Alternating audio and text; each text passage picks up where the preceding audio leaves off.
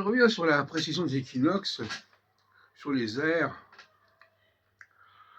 Alors j'ai lu les textes de Ruperti et d'autres personnes, Ruperti et Rudyard, et je vais proposer ma lecture actuelle, parce que je parle beaucoup de ça actuellement, parce que je parle de première ère, deuxième ère, troisième ère. Nous sommes à la troisième ère du Verseau. Et je crois qu'il faut dire les choses comme ça.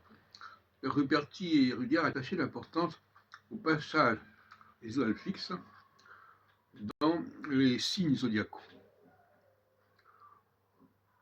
notamment Régulus et puis maintenant Betelgeuse. Alors, je vais dire les choses suivantes.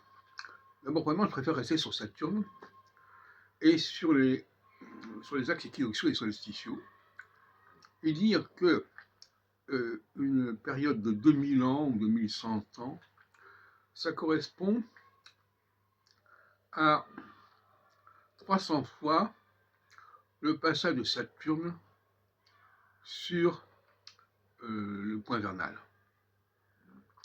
Multipliez 300 fois par 7 ans, vous avez 2100 ans.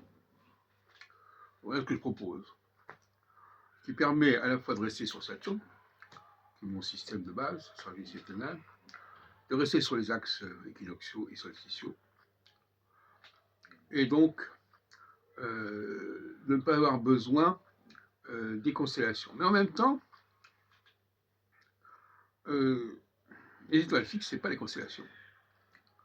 Exactement, il y a des constellations qui comportent des étoiles fixes.